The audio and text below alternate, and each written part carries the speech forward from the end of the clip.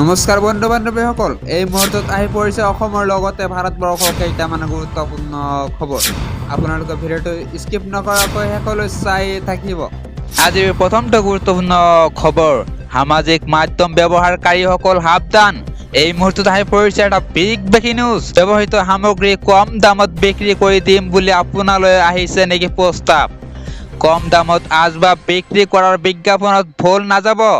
সামাজিক মাধ্যমত দুষ্ট চক্ৰৰ প্ৰবঞ্চনাৰ বৃহৎ জাল। ভুৱা প্ৰফাইলেৰে সামাজিক মাধ্যমত দুষ্ট চক্ৰৰ পোষ্ট। ফাৰ্নিচাৰ, টিভি, ফ্ৰিজ আদি কম দামত বিক্ৰী কৰিম বুলি সাধাৰণ লোকক লক্ষ্য কৰি প্ৰবঞ্চনাৰ জাল। এনে দুষ্ট চক্ৰৰ প্ৰলোভনত ভুল নাযাবলৈ সেনা বিষয়াৰ আহ্বান। কোনো লোকে কম দামত বিক্ৰী নকৰে নিজৰ সামগ্ৰী। ফেচবুকৰ অনুৰোধ আহিলে ভালদৰে নিৰীক্ষণ কৰক প্ৰফাইল। প্ৰফাইলৰ 3 ডটত ক্লিক কৰক। সংশ্লিষ্ট ব্যক্তিৰ প্ৰফাইলত থকা বিশেষ ফটোসমূহ ভালদৰে মন কৰক। সামগ্ৰীসমূহৰ ফটোকপি কৰা বুলি বুজিব পাৰিব। এনে প্ৰফাইলৰ অনুৰোধ গ্ৰহণ নকৰিব। অনলাইন প্ৰবঞ্চনাৰ পৰা বাচি থাকিবলৈ সেনা বিষয়াৰ পৰামৰ্শ। আজিৰ পৰৱৰ্তী গুৰুত্বপূৰ্ণ খবৰ, বেংকলৈ অহা যোৱা কৰাৰ সমস্যাত ভুগিছে নেকি? এতিয়াৰে পৰা বেংকলৈ নোযোৱাকৈ হ'ব বেংকৰ সকলো কাম। এই মুহূৰ্তত আহি পৰিছে এটা বিগ ব্ৰেকিং নিউজ। নতুন বছৰতে ভাল খবৰ SBIৰ গ্ৰাহকলৈ। বেংক নোযোৱাকৈ কৰিব পাৰিব ষ্টেট বেংকৰ গ্ৰাহকে বেংকৰ কাম। নোট কৰি ৰাখক দুটাকৈ ফোন নম্বৰ।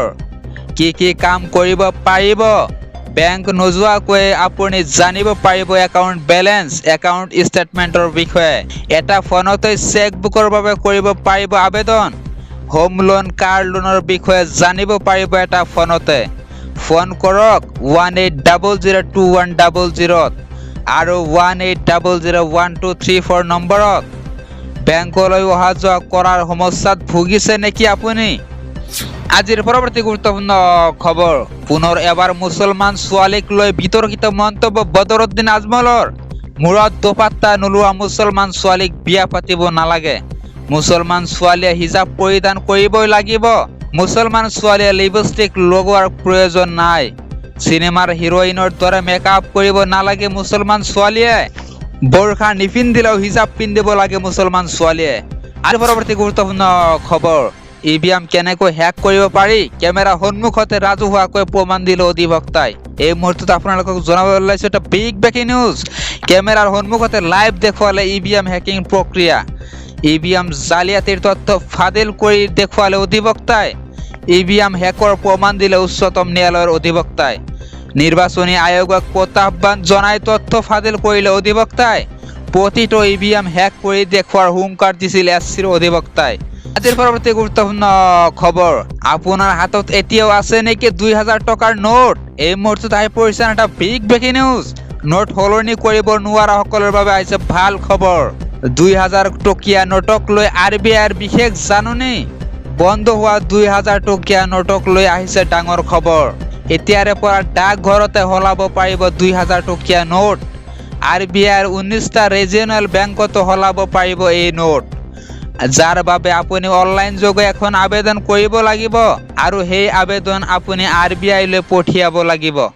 এবাৰতে 20,000 টকা পৰ্যন্ত সলাবলৈ সুবিধা পাব।